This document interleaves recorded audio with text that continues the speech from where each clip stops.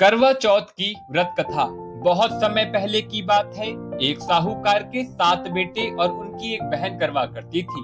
सभी सातों भाई अपनी बहन से बहुत प्यार करते थे, यहाँ तक कि वे पहले उससे खाना खिलाते और बाद में स्वयं खाते थे। एक बार उनकी बहन ससुराल से मायके आई हुई थी। शाम को भाई जब अपना व्यापार व्यवसाय बंद कर घर आए तो देखा उनकी बहन बहुत व्याकुल थी। सभी भाई खाना खाने बैठे और अपनी बहन से भी खाने का आग्रह करने लगे, लेकिन बहन ने बताया कि उसका आज करवा चौथ का निर्जल व्रत है और वो खाना सिर्फ चंद्रमा को अर्घ देकर ही खा सकती है। चंद्रमा अभी तक नहीं निकला है, इसलिए वो भूख प्यास से व्याकुल हो उठी है।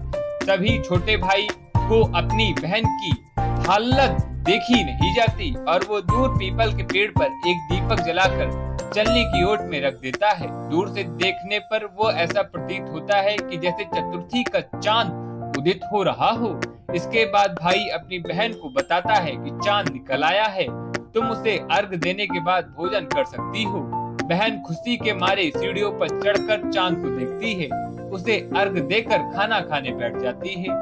वो पहला टुकड़ा मुंह में डालती है तो उसे छींक आ जाती है, दूसरा टुकड़ा डालती है तो उसमें बाल निकल आता है और जैसे ही तीसरा टुकड़ा मुंह में डालने की कोशिश करती है तो उसके पति की मृत्यु का समाचार उसे मिलता है। वो बौखला जाती है। उसकी भाभी उसे सच्चाई से अवगत कराती है कि उसके साथ ऐसा क्यों हुआ। करवा चौथ का व्रत गलत तरीके से टूटने के कारण देवता उससे नाराज हो गए हैं और उन्होंने ऐसा किया है। सच्चाई जानने के बाद करवा निश्चय करती है कि वो अपनी पति का अंतिम संस्कार नहीं होने देगी और अपने सतीत्व से उन्हें पुनर्जीवन दिलाकर रहेगी। वो पूरे 1 साल तक अपने पति के शव के पास बैठी रहती है, उसकी देखभाल करती है, उसके ऊपर उगने वाली सुई नुमा घास को वो एकत्रित करती जाती है। 1 साल बाद जब करवा फिर से आता है, उसकी सभी भाभियां करवा चौथ का व्रत रखती हैं। जब भाभियां उससे आशीर्वाद लेने आती है तो वो प्रत्येक भाभी से यम सुई ले लो, पिय सुई दे दो, मुझे भी अपनी जैसी सुहागिन बना दो, ऐसा आग्रह करती है। लेकिन हर बार भाभी उसे अगली भाभी से आग्रह करने को कहकर चली जाती है। इस प्रकार जब छठे नंबर की भाभी आती है तो करवा उससे भी यही कहती है।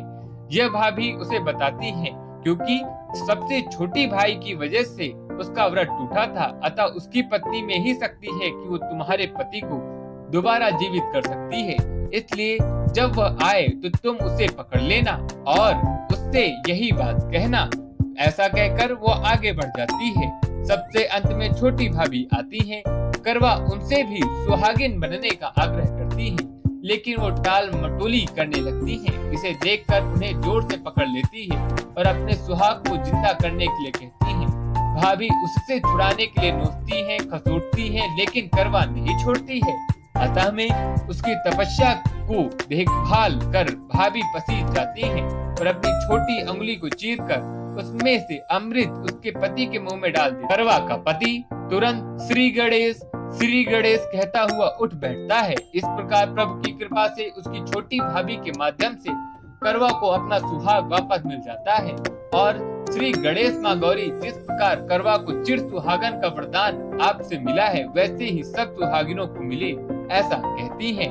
आज हमने सुना एक कहानी के बारे में जो कि बहुत प्रचलित है करवा चौथ के दिन। अन्य कहानियों को सुनने के लिए पंडित AK तिवारी चैनल को सब्सक्राइब, वीडियो को लाइक, कमेंट में हर हर महादेव जरूर लिखें।